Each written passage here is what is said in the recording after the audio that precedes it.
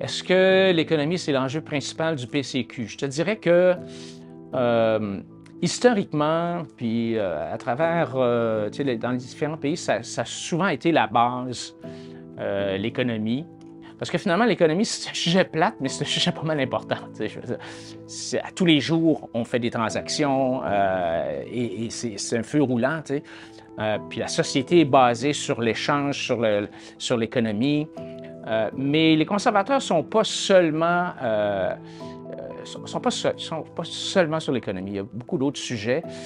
Mais il y a toujours un fil conducteur en arrière. C'est vraiment les valeurs du parti, les valeurs qu'on met de l'avant, qui sont des valeurs d'autonomie de l'individu, de droits et libertés individuelles, de responsabilité personnelle, de bien comprendre c'est quoi le rôle de l'État. Oui, l'État a un rôle, mais il n'a pas besoin d'être dans nos shorts tout le temps. Il n'a pas besoin de nous tenir la main tout le temps.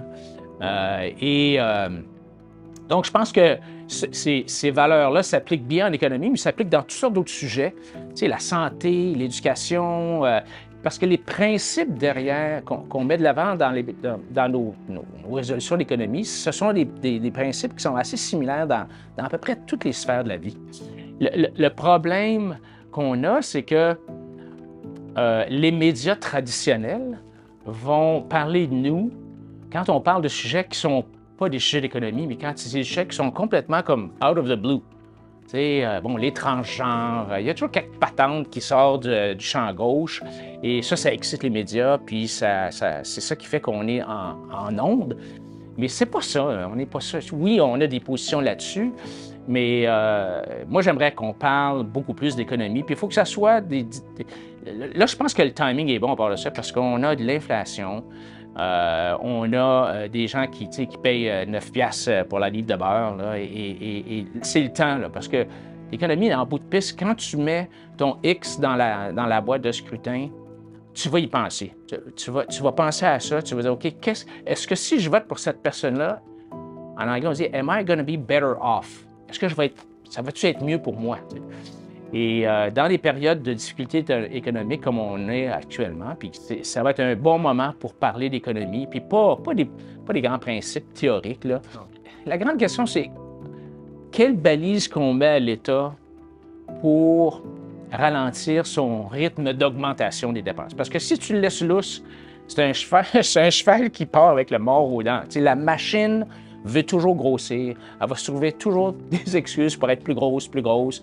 Le ministre va avoir plus de sous-ministres. Le sous-ministre va avoir plus de sous-ministres adjoints. Puis le sous-ministre adjoint va avoir un plus gros département. Les syndicats veulent avoir plus de membres, plus de revenus. Alors, il y a une pression constante à l'augmentation de la taille de l'État. Et si on avait une constitution pour le Québec, là, moi, je mettrais ça dans la constitution parce que une constitution, en théorie, tu ne peux pas changer ça comme ça, là.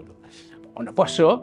Alors, il faut trouver un mécanisme pour essayer de réduire l'augmentation de la taille de l'État. Nous autres, on propose une loi, une espèce de loi de plafonnement de la hausse des dépenses. Puis, pour l'expliquer clairement, là, c'est assez simple, là. C'est l'inflation plus la hausse de la population. Si l'inflation est 3 puis qu'il y a 2 de hausse de la population, 5 un. Puis deuxièmement, si tu veux un nouveau programme, parce que quand tu es nommé ministre, la première chose que tu vas faire, tu vas aller voir le premier ministre, tu vas dire « Hey, j'ai une idée pour un programme! » Ça vient de la gang en dessous, le sous-ministre qui veut grossir. Là, « Hey, monsieur le ministre, j'ai une bonne idée, là, ça fait longtemps qu'on pense à ça. » Bien, il faut que le premier ministre dise à ce ministre-là « Peut-être c'est une bonne idée. OK, bien, coupe ailleurs, puis pour chaque dollar que tu coupes à gauche, je vais te donner une pièce pour ton projet à droite. » Est-ce que les fonctionnaires sont imputables? Ils sont imputables une fois par 4 ans, là, où on a 2 minutes, là, où on a notre X, là, puis c'est ça. Le reste du temps, le premier ministre décide, oui, il faut qu'il y ait le consensus de son cabinet, puis de ses ministres, puis tout ça, mais en pratique, là, une fois que le premier ministre a décidé qu'on allait mettre 2 milliards par année dans Investissement Québec, ou qu'on allait donner 7 milliards à Northvolt, là, qui va aller lui dire non? C'est pour ça que si on est au pouvoir, nous autres, on va avoir beaucoup de travail. Mais idéalement, c'est d'avoir un leg à plus long terme pour essayer de mettre ces balises-là, par exemple, à l'augmentation des dépenses en ayant une loi sur le plafonnement des dépenses qui limite l'augmentation des dépenses à Mettons l'inflation plus la hausse de la population, qui dit, ben, t'as pas, si tu veux avoir un nouveau programme, ben, pour chaque dollar dans le nouveau programme, il faut que tu coupes une pièce ailleurs. Et là, c'est sûr que le gouvernement suivant peut abroger cette loi-là, mais il va être obligé de le faire publiquement, puis il va avoir l'opposition qui va s'objecter, puis bon, ça va être public. Mais, on est dans un système parlementaire britannique qui fonctionne comme ça. Mais essayons de mettre des balises qui vont durer, qui vont rester. C'est pas facile, mais je vais donner un bon exemple. On a le Fonds des générations, qui est, d'après moi, un coup de génie de Raymond Bachand. Même sur le coup, je ne comprenais pas exactement où est-ce qu'il s'en allait, mais c'était un coup de génie. On a créé un pot qui a grossi. Puis plus ça grossit, plus les fonctionnaires puis les ministres, on va aller là-dedans, là, tu sais. Et là, finalement, la pression a été telle que Legault, finalement, a dit, OK, on va vous donner des baisses d'impôts à tout le monde, puis où est-ce qu'on va prendre l'argent? On va aller prendre ça dans le Fonds des générations. Mais il est obligé de passer une loi pour le faire. Alors, on l'a su, tu sais, ça n'a pas été fait en catimini.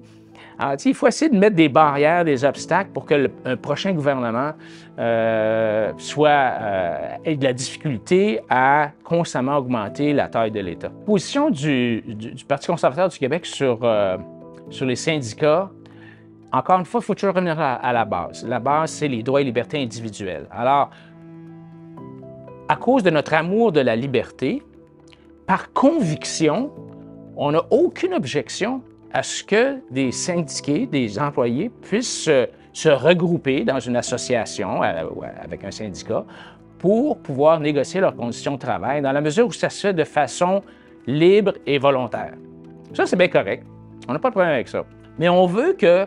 Alors, on n'est pas anti-syndicat, on n'est pas contre les syndicats, mais on est très pro-employés.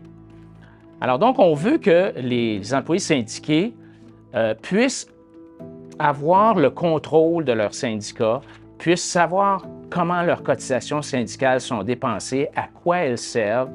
On veut que les employés syndiqués puissent, par exemple, avoir des votes au scrutin secret.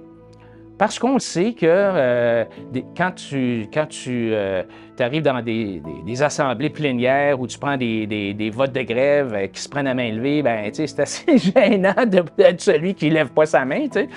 Alors, ce qu'on veut, c'est protéger les droits et libertés individuelles des travailleurs.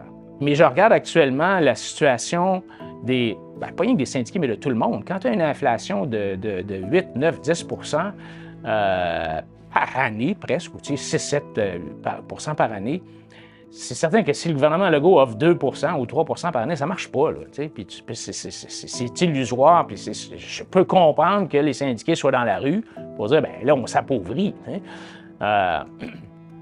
Mais est-ce que le gouvernement, il y a tellement de gaspillage, là. Moi, ça me décourage un peu quand on parle de réduire la taille de l'État, puis c'est même pas réduire la taille de l'État, c'est essayer de ralentir la hausse de la taille de l'État, la croissance de la taille de l'État. Les gens qui me disent, où est-ce que tu vas couper? Et moi, ma réponse est, attends un peu là, essaies-tu de me dire qu'il n'y a pas de gaspillage au gouvernement? Tu sais, il n'y a pas. Tu sais, c'est des budgets de 140 milliards, là. Il n'y a pas comme 100 millions qu'on peut aller trouver quelque part, tu sais. Quand tu as 140, 150 milliards de dollars de dépenses, de dire de couper 10 milliards, là, c'est même pas couper, encore une fois, c'est de ralentir l'augmentation. Il y a plusieurs façons de le faire.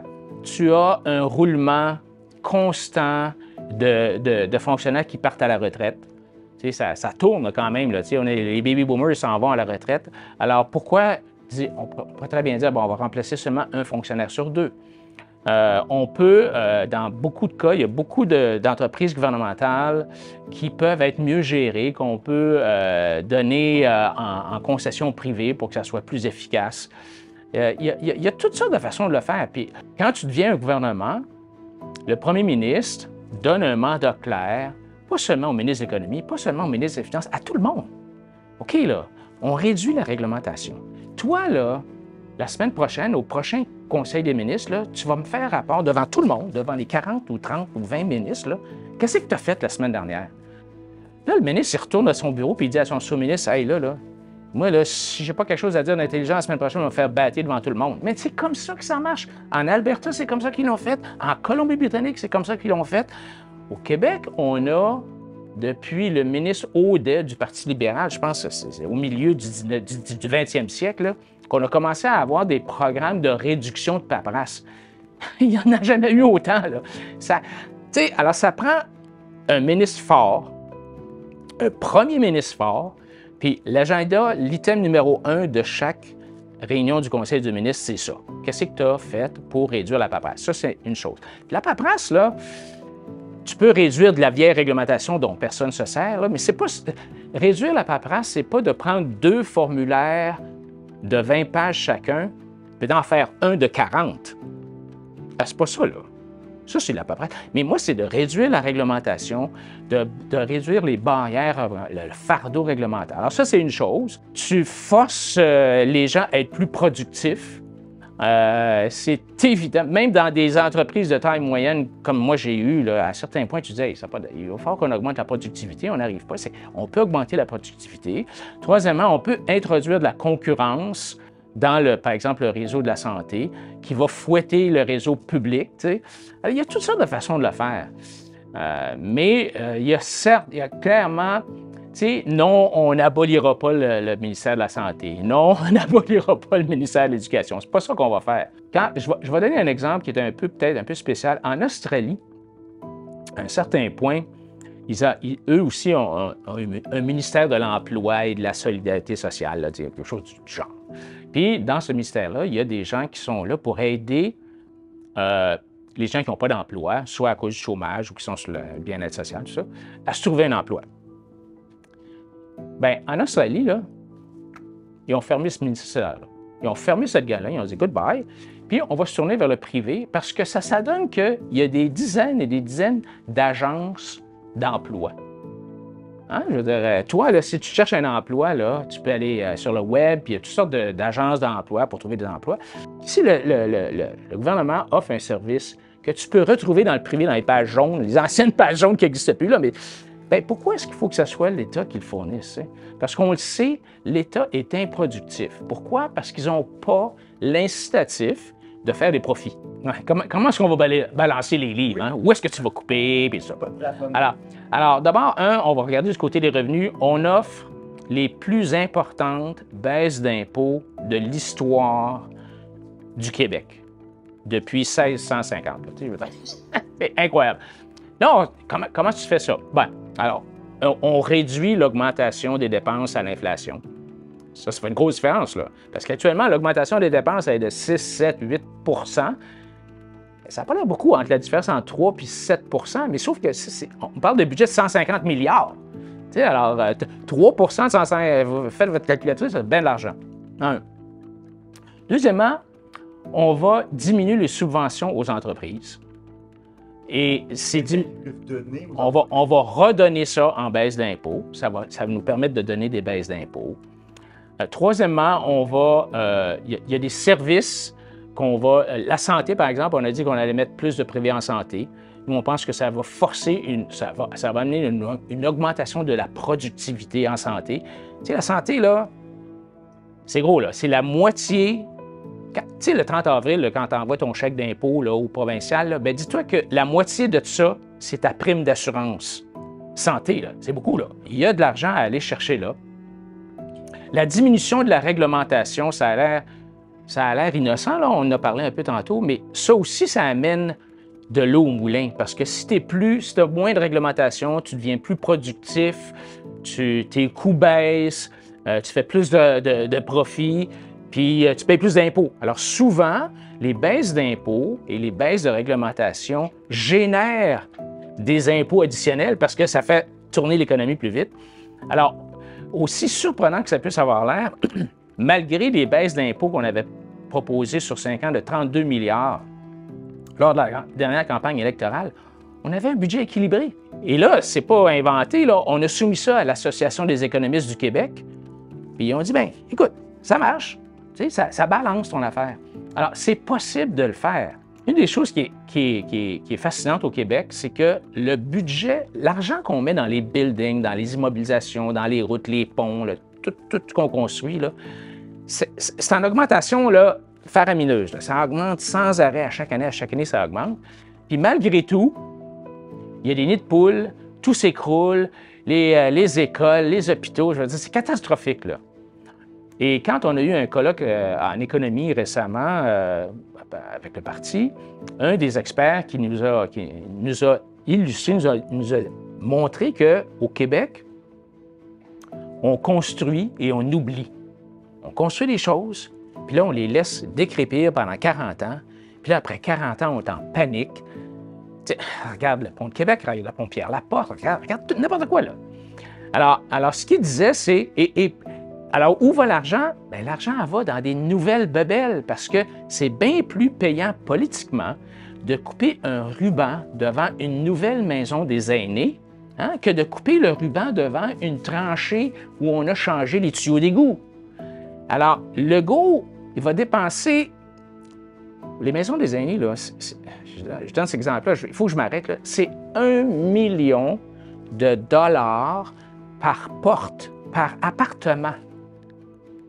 1 million de dollars par porte, une maison des aînés.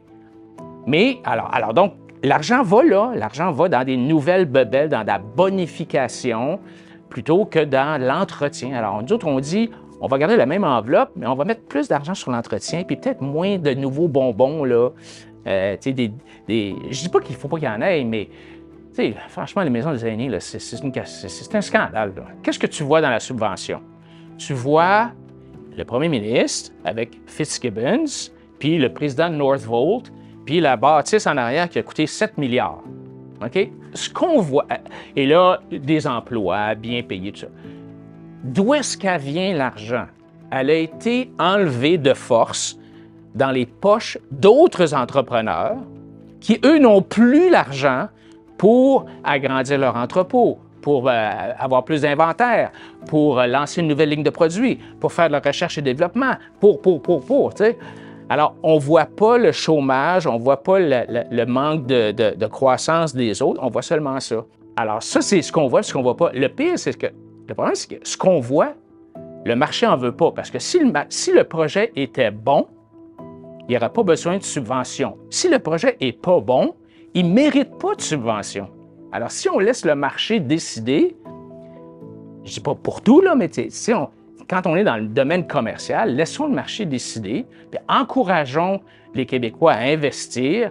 Peut-être qu'il peut y avoir des incitatifs fiscaux pour encourager l'investissement, encourager l'épargne, et sortons le gouvernement de toutes ces patentes-là. L'autre problème des subventions, c'est que, ça crée... Souvent, ça va créer des injustices d'une industrie à l'autre ou d'un concurrent à l'autre, parce qu'il y en a un qui a fait du lobbying puis qui a eu la maudite subvention, alors que l'autre gars, le concurrent, ne l'a pas eu. Ça décourage l'innovation parce que tu es assis sur ton steak puis tu attends ta subvention. Ça empêche les gens de s'adapter, les gens qui ont des difficultés financières puis qui mobilisent du capital qui est à mauvaise place. Bien, si tu donnes une subvention, ça reste là. Et l'autre affaire aussi, c'est que ça soulève du cynisme parce que les gens finissent par dire « Ah, ben lui, il y a une subvention, mais c'est parce que, tu sais, il y a une enveloppe brune à quelque part. » Ou bien il y a du lobbyisme, tu sais. Puis moi, j'ai pas les moyens d'avoir du lobbyisme, je suis trop petit. Alors, c'est vraiment mauvais, les subventions, puis il faut y aller de façon graduelle, là, tu sais, mais je pense qu'il y a une réduction des subventions sur 3 ans. Si on coupe l'implication de l'État dans la fourniture des services, on va avoir des meilleurs services parce que l'État n'est pas bon pour rendre des services. Si tu as un accident d'auto, tu as un assureur, puis tu vas appeler la capitale ou qui que ce soit, puis tu vas dire, j'ai un accident, OK, tu envoies l'évaluateur, OK, la compagnie d'assurance t'envoie un chèque, 2000 $. Là, tu prends ton chèque, puis tu s'en vas faire réparer ton char quelque part. C'est pas la capitale qui répare ton char. Hein? C'est la capitale, c'est un assureur, puis il te donne un chèque, puis là, tu pars avec le chèque, tu vas choisir, peut-être parmi certains garages certifiés ou accrédités par l'assureur. Alors, il y a une affaire que le gouvernement fait bien, c'est de taxer. Ils sont très bons. En Revenu Québec, ils sont fantastiques pour taxer. Ils sont fantastiques pour ramasser de l'argent et nous assurer. Puis l'assurance, l'assurance santé ou les accidents de travail, tout ça. mais ils sont mauvais pour rendre les services. Il commence à y avoir des cliniques privées, mais en théorie, l'hôpital, c'est la seule place où tu peux te faire un pontage cardiaque, là. Tu sais, tu n'as pas le choix. Tu veux faire une hanche, en théorie, ben, si tu ne peux pas t'assurer pour aller te faire remplacer ta hanche dans une clinique privée, tu n'as pas le droit. C'est illégal d'avoir de l'assurance pour pouvoir aller dans le privé pour avoir un service qui est déjà assuré par la RAMQ. Alors, nous, ce qu'on dit, c'est il n'est pas question jamais qu'un Québécois soit obligé de sortir sa carte de crédit. La carte Soleil va toujours marcher, que tu sois dans le public, que tu sois dans le privé. Si tu vas dans le privé, ta carte Soleil marche, puis là, bien, le fournisseur privé se retourne vers le gouvernement et dit « OK, j'ai remplacé la hanche d'Adrien Pouliot, tu me dois 20 000 » Et tu vas avoir un meilleur service, plus efficace, plus productif. C'est comme ça que ça se fait en Europe, c'est comme ça que ça se fait partout. Mettons qu'on sauve 2 % dans le réseau de la santé. Bien, sacrément, 2 % du plus gros budget du Québec, là, hey, ça va faire une fichue différence. Puis deuxièmement, ça va fouetter le public. Regarde ce qui se passe dès qu'il y a de la concurrence, là, le public, il n'a pas le choix, il est obligé de se botter le derrière. C'est comme la libération de la libéralisation de l'alcool. On ne veut pas privatiser le monopole de la SAQ, on veut tout simplement qu'il y ait de la concurrence, puis on va laisser le marché décider qui c'est qui est le meilleur. Alors, il faut sortir le gouvernement de la prestation des services, garder l'assurance universelle. Il n'est pas question qu'il y ait des gens qui meurent sur la rue là, parce qu'ils n'ont pas d'argent, c'est pas ça. Là. Mais si on fait livrer le service par le privé avec des termes et conditions, avec des mesures, des audits, tout ça, il faut que ça soit bien fait, on pourrait avoir au Québec une industrie multimilliardaire de fourniture de services de soins de santé privés pour tout le reste du Canada, puis même pour les États-Unis. Tu sais, ça pourrait être une industrie là, majeure pour le Québec, là, qui générerait des profits, qui ferait que les impôts, les revenus générés par les impôts augmenteraient. Tu sais.